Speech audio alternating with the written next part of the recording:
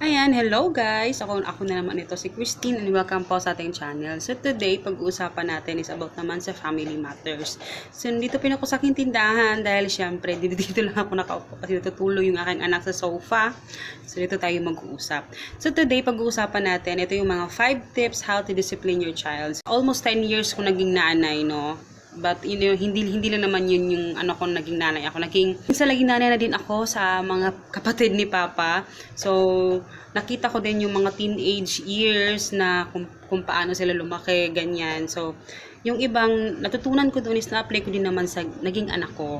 So, ito syempre iba-iba naman tayo ng mga ways ng pagpapalaki sa ating mga anak. So, syempre, ito naman ay base lang din sa experience ko and base na lang din sa aking mga natutunan, no, along the way.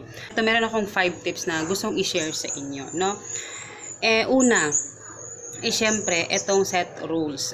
So, sa mga hindi nakakaalam, ako po talaga ay isang nanay na napaka-disciplinarian, no. Grabe akong madisiplina talaga ako guys sa aking anak at alam na alam yan ni Hagrid. For me, yung pinakauna talaga is you really have to set rules dun sa anak mo, no? Importante kasi yun na sa loob ng bahay, meron talagang rules na sinusunod. Hindi lang sa anak mo, kung syempre, pati na rin kayo. Kayo mag-asawa, di ba? Kasama na rin kayo dun sa rules. Ang rules namin dito sa bahay, syempre, pag gabi na, dapat umuwi na siya. So, isa yun sa rules na dapat umuwi na talaga siya So, dapat na siyang umuwi pag medyo dumidilim na. So, yan ay sinet namin na rules ni Papa. And, syempre, pag kainan na ay dapat umuwi, no? So, meron din akong checka sa inyo dyan next time. Pero, isa yan sa rules namin dito sa kanya. Dito sa bahay, dapat ay lahat kami ay nagtumutulong, no, sa paglalaba, sa paglilinis. Kasi nga, like kung sinasabi kay Hagrid, wala kaming yaya. So, dapat kaming lahat na nakatira dito, dapat may ambag kami na maglinis, tumulong sa mga gawaing bahay. Hindi lang yung obligasyon ng isang nanay, no, kundi sa buong pamilya. So, yun yung rules namin dito sa bahay. Marami pa kaming rules sa mga inaano sa bahay dito na ginagawa. Pero, yun lang yung ilan sa mga ginagawa na rules namin. So, pangalawa, be firm. Ito ay medyo hirap yung ibang mga nanay dito, yung pagiging firm talaga sa ano. Kasi, napapansin ko, kasi nakikita ko kasi, pag yan sinisita mo yung anak mo, na, dapat hindi mo gagawin yan, ganyan. Tapos, ginawa niya. So, dahil ikaw naiinis ka na dahil nga lagi niya ginagawa kanya, so, pinabayaan mo na lang.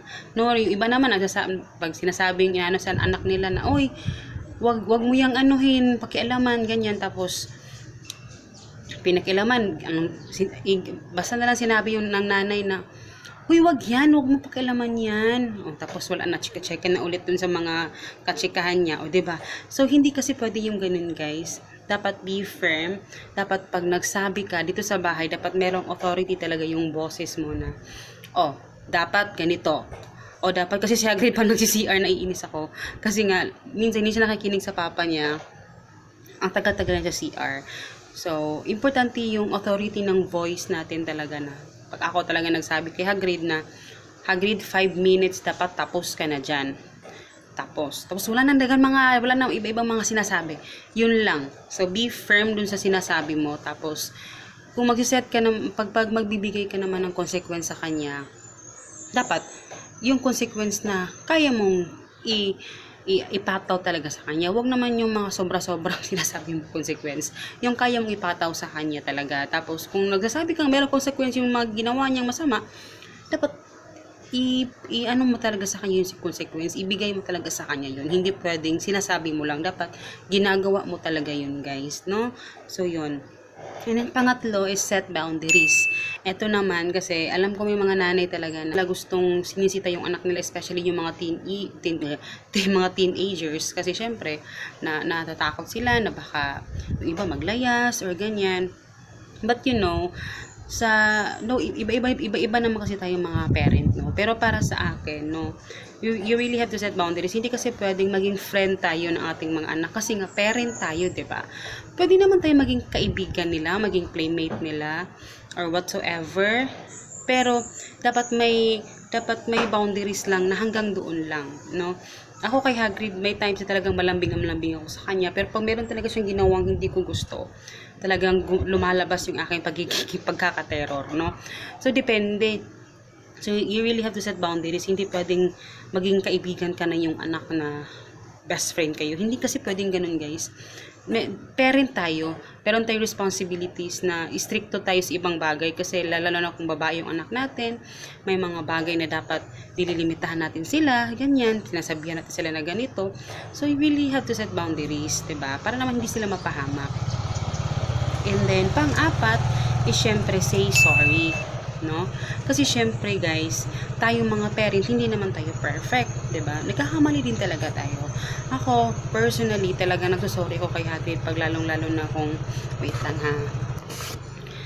So, kagaya sa amin dito si Papa talaga, lumaki si Papa na hindi talaga siya pala sorry, no? Hindi si Papa ganun ka vocal dun sa mga ano na yan. Pero syempre, dito sa bahay, gusto ko lagi kong kasi, syempre, hindi naman tayo perfectong parent. Meron talaga tayong mga pagkukulang. And then, dapat i-acknowledge natin na minsan nagkakamali tayo. Kailangan natin mag-sorry kasi minsan mainit yung ulo natin. Napapagalitan natin sila na wala silang ginagawang masama.